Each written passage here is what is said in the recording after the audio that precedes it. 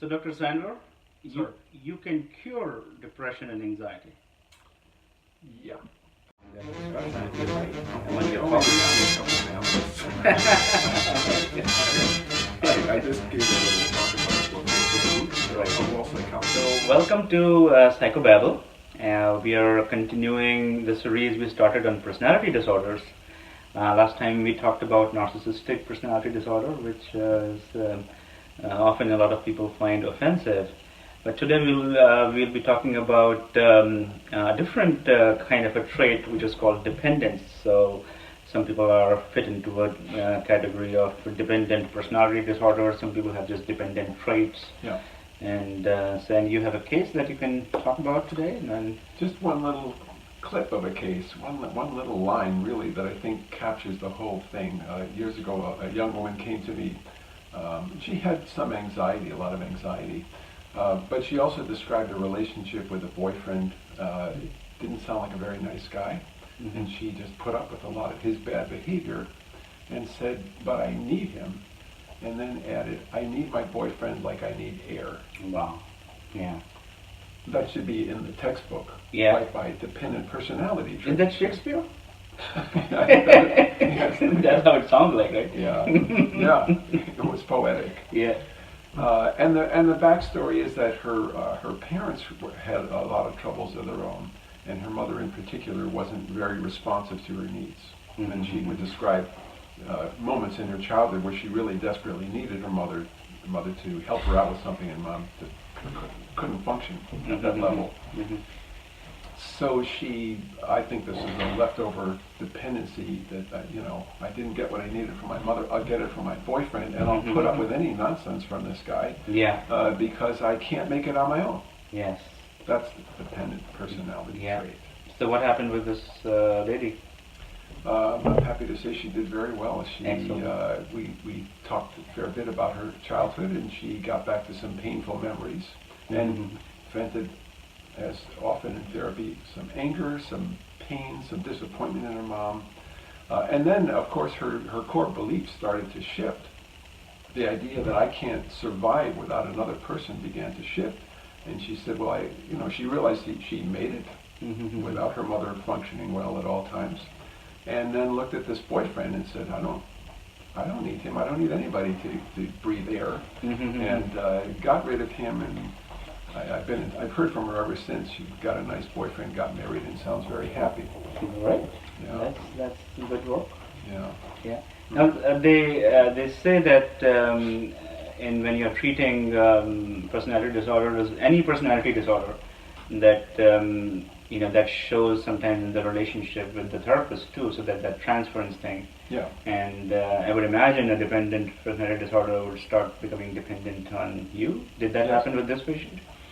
Not to a severe degree. There are some people who will be so dependent on the therapist that if you take a week or two off on vacation, they're very upset and angry and withdrawn when you get back. Yeah. I don't remember her having it to that degree.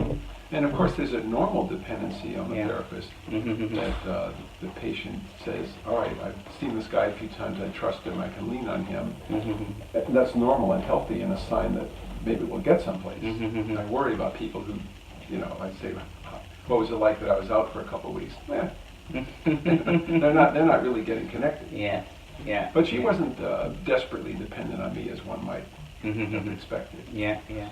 I've seen that, and the one case that comes to my mind is this person who, I wouldn't call it a dependent personality disorder, but he had a very prominent dependent trait, which came out only sometimes. And actually, he was in treatment for anxiety, and we were treating. And but every time we would meet, he would put me in a little strange corner where he was a very successful physician, and surgeon, and he had to make he would bring up some cases, professional cases, and he would want my opinion within the session. And I would say that, well, this is your thing. I don't need, his area. This is your area. I don't. Why do you keep asking that? But if I would say that why do you ask me these questions? He would become very defensive, almost panicky that I shouldn't be asking you this. Is there something wrong with that? And so that trait was a very strange kind of a situation with this patient, and I couldn't even bring it up often because it was so disturbing to him if I really pointed it out. Yeah. Yeah, and it's interesting. Some people can look at themselves more comfortably and say, "Oh, you're right. I'm doing this, and I always do this." Yes. And other people say, "What are you talking about? And Yes. You're criticizing me." And Yes. they have less receptivity to looking inside. Yeah, yeah. And it's harder to do therapy with it. Yes. This young lady I was talking to was just a delight. Yeah. She came in ready to go, ready to look at herself, saying, "I know I'm too dependent. I know I've got to change this. I don't know how." Yeah, yeah.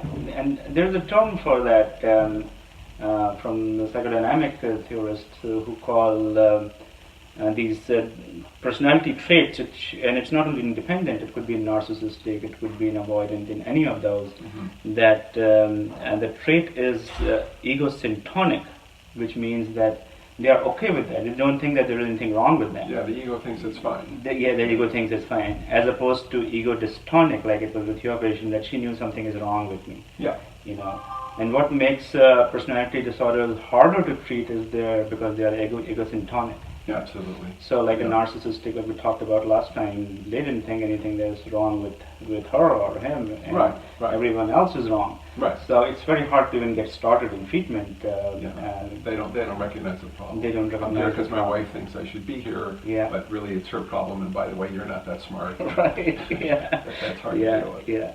But what I've seen in general with personality disorders is that in that time of life, what we call as the midlife crisis stage, 40, 50, that because of their trait, the personality disorder trait that they have, people start staying away from them, and they start becoming disliked and unpopular and start getting lonely and somewhere in the middle age, it strikes to them that maybe it's not wrong with everything else. I'm the wrong. Something wrong with me. Yeah. And that's the turning point when they seek help, and then they can be helped. But before that, they cannot be helped. Yeah. Fortunately, like my patient who was in her 20s when I met her, some people come to that long before, but interestingly, to go back to the dependent personality or dependent traits, it seems that at least two pathways to get there. With my patient, the parents were not responsive. She couldn't get her needs met. And with other people, the parents are hovering and right. So they encourage that trait. Right. They encourage the patient to be dependent on a parent, and probably because the parent feels dependent on the child and needs to have a child lean on him or her. Yeah. But with other people, they're not getting their needs met. And in some dramatic cases I've heard of, I remember one where a young woman said, "My mother would get so angry at us and say, 'Damn you kids, I can't stand this,' and pull out a suitcase and start to pack it." And my patient begging her not to leave. Or in another case, a mother getting upset and just taking off in the car, disappearing for a few hours. So one can imagine the panic that a child would feel and how that might lead to dependency. Dependency or the opposite. Like, I don't need anybody. We see those folks too. Right. Yeah, but often a dependency. No, sometimes it's a cultural thing too, like say in the 30s and 40s, women were supposed to be, culturally they were supposed to be dependent on the guy. So within a marriage, the man was the boss and the wife was supposed to listen, and that was supposed to be a good quality. Right. And if is that what goes on in your marriage? Probably the opposite. I have no illusions about that. So, and then in those cases, if the woman is independent, then it starts becoming a problem, and she's seen as like she's a troublemaker or something. Oh yeah. Fortunately, there's been a huge cultural shift. It has, yeah. In fact, I was talking to an acquaintance, and he has a boy and a girl, and the boy is very shy, and the girl is very abrupt and outspoken, and he was complaining that that she is always getting into fights, and she's always opening her mouth and putting her nose in everyone else's business. And I said that, well, if the same thing your son was doing, how would you feel that? And that kind of struck him that, yeah, I want my son to be doing that. I don't want her to be doing that. And then he saw that it was just in his mind, the cultural thing. Women should not do this. It's bad in them, and it's okay to do that in guys. Yeah. Yeah, those stereotypes still hang on. Yeah. So there could be many reasons why people will become dependent. Like you said, that sometimes parents foster that, sometimes parents are not doing that. That's why the kid becomes dependent. Right. Yeah. Right. But I think people with a dependent streak are easier to work with than those who are the opposite, who are ferociously self-reliant, come to therapy because the spouse made them come in. Yeah. And they're thinking, I don't really need this, I don't want to rely on you, I don't want to rely on anybody, that never works out. Yeah. It's harder to engage those folks. Yeah. Somebody with a dependent streak, it's easier, of course, to engage them. And if they have some insight, and if the dependency is ego dystonic, right. It feels bad, you can do great work with them. Yeah. You can really make a lot of progress. Mm-hmm. Yeah. So here was our few lines on dependent personality disorder, which is, it's a big topic in itself, but I think this was a good, brief introduction. Yeah, absolutely. So we'll stop here today, and we'll come up with another aspect of personality disorders or problems next time when we meet you. Very good. Okay, goodbye. Have a nice week.